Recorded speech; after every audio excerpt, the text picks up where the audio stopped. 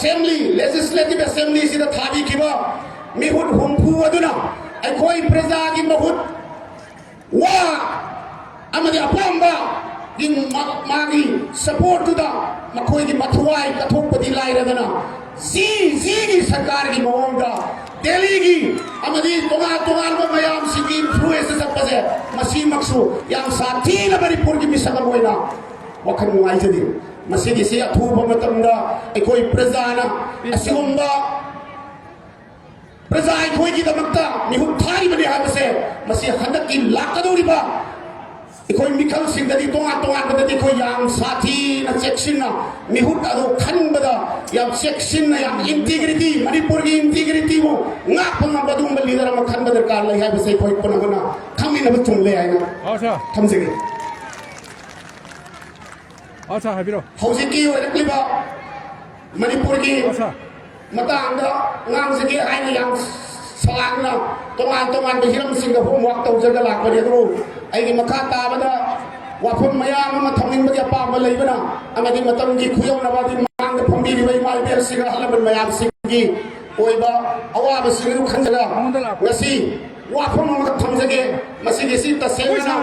emotionally oina kidam hai mo da pharupa hausi ai ma phum masida kara aba matum da khalap wa khalap khandi aikoi karigumba kanda halaban sinna hajira balai thong sabakanda thong du yamna tekan ba karigumba soi ba taragadi kanagumba ma gi thawai katpa darkar lai haibo khallama hege karigumba kanda halaban aikoi da libiram balai Manipur gi hausi ki oirakliba macet tabagi wakhalasi apun magi sakam oirani kanagumba ma gi thawai katpa darkar lai haibo taragadi United Mitai Pagal Committee Manipur ki General Secretary Oiriba Rais Ahmad Tampakayum ready Najare I am ready to sacrifice for my motherland Manipur ngasi yamna itihasik oiraba Manipur ki adugum laba thau ground nasida ikoi gi tirim dagi yang sang le phong chen da ga loi na pang thok liba losilak tagi miang yo ga mi phom masigi mayai tangbal lodi liba punamakpu han ba mak da ikai khom na ba amani thagat to phong dok seri loi na ngasigi Manipur kanba khomchat ikoi gi coordinating committee on Manipur integrity miyamna kokomi haina khanaba kokomi na simba dugumba yamna itihasik oiba yamna historic oiba dugumba khongchat asigi Manipur gi kachin koya dagi yam lapna lapiri bai maiben sing mera paibi sing oja guru hallaman ulama kiram punamakpu subchinjaraga muka hana suikai khongnaba uchari loina mangdal exhibiriba print electronic amadi digital media punamaksu ikai khongnaba amadi thagat phongdokse tasengana aigi mangda ngangbirambo ja na yam phajana Manipur da hojik laikhriba amadi keynote address da tongan ba nasigi idea of Manipur gi oiba wakhal londa yamna phajaba wafum mayam ma thambigre adugo hojiki oirakliba sahi ahum farak kadorba dugumba Manipur gi yamna itihas abuba mukna ihauraga badugumba yana sathi ba mawangda issue asibu loisin bagi mahutta sum tauraga flood ta dum thambagi mawang malak ta se masi yamna laiba thibani haina dum thamjage Manipur gi community yama pipa community mitai pangal community gi idea of Manipur se khoi ekoi leisari ba United Mitai Pangal Committee Manipur UMPC Manipur gi hokhiba December gi mifam mamana Manipur da hojik oirak libe issue asigi matangda yam kupna khana nei na ba ma tawjaki masigi sapchaba ngasai ujana phongmiramba haibiramba amani keynote address ta panbi khiba mayam singa roi khoi kupna matamda da dum uthoka khana jai adugo Manipur da hojik darkar lairakli basi hojik ki oina the idea of Manipur according to Mitai Pangal community ki oina di khoi se lamyan hizam irabot ama hauchik manipur ki darkar lei hai bise khoi mitai pangal sing ya kan na tha jaba du mo khalo maramdi matam maduda adugum bairing thogi mazai be ma lungai na lei ba ya ba punsi adugum ba punsi monte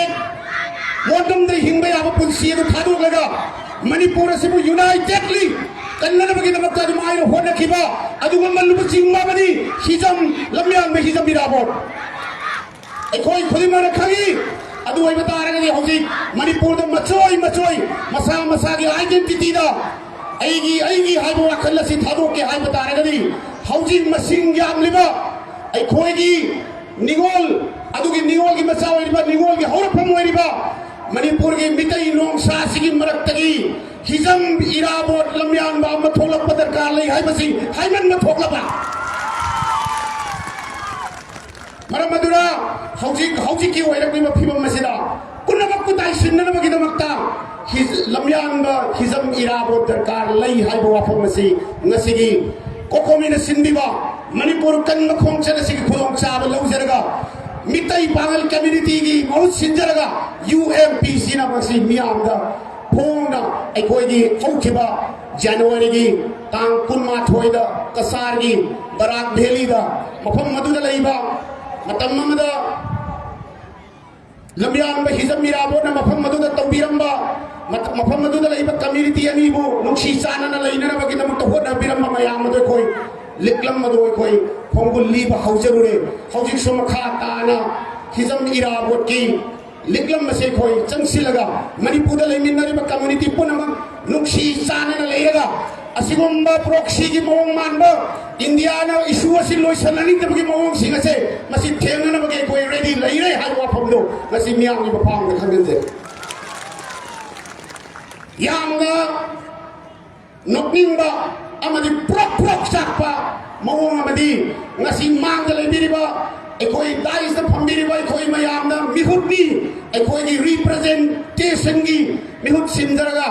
manipur gi ai het maning sidalaiba assembly legislative assembly sida thabi kiba mihut humpu aduna ekoi praja gi mahut wa amadi apamba gi magi support to da makoi gi mathwai kathok padi lairadana ji gi sarkar gi mawanga Delhi gi amadi tonga ba mayam sigi influence sapase masi maksu yang sathi la manipur gi misaka moina wakhan ngai jadi masih di sia thu ba matamda ekoi prajana asigomba praja ekoi gi damakta mi hu thari bani ha base masih hanak ki lakadori ba ekoi mikal singdadi tonga badati koi yang sathi na section na mi hu ado khan bada yang section na yang integrity manipur gi integrity mo nga pang badum leader ma khan badar kar lai ha base koi pona bana khamin na chung le ai na acha thamjege acha habiro hauji ki oi rakliba manipur gi acha matang da ngang sigi ai na yang salang na tongan be hiram sing da hom wak tau jaga lak bani ru ai gi makha ta bada wafon mayam ma thamning bagi pa ma lei bana amadi matam gi khuyong na badi mang da phombi ri bai mai ber sing halaban mayam sing gi oi ba awa ba sing ru khan jaga ngasi wafon ma thamjage masi gi si ta sena emotionally oi na kidam hai mo da pharu pa hausi ai ma phom masi da kara aba matum da khalap wa khalap khambi ai khoi karigumba kanda halaman sina hajiram balai thong sabakanda thong gu yama tekan ba karigumba soi ba taragadi kana gumba ma gi thawai katpa darkar lei hai bo khalama hege karigumba kanda halaman nai khoi da libiram balai manipur gi hauji ki oirakli ba macet ta ba gi wakhal lasi apun magi sakam oirani kana gumba ma gi thawai katpa darkar lei hai ba taragadi United Mitai Pagal Committee Manipur ki General Secretary Wairiba Rais Ahmad Tampakayum ready Najare. I am ready to sacrifice for my motherland Manipur. Manipur imana yai pare apun mana yai pare I will offer to Thank you so very much once again.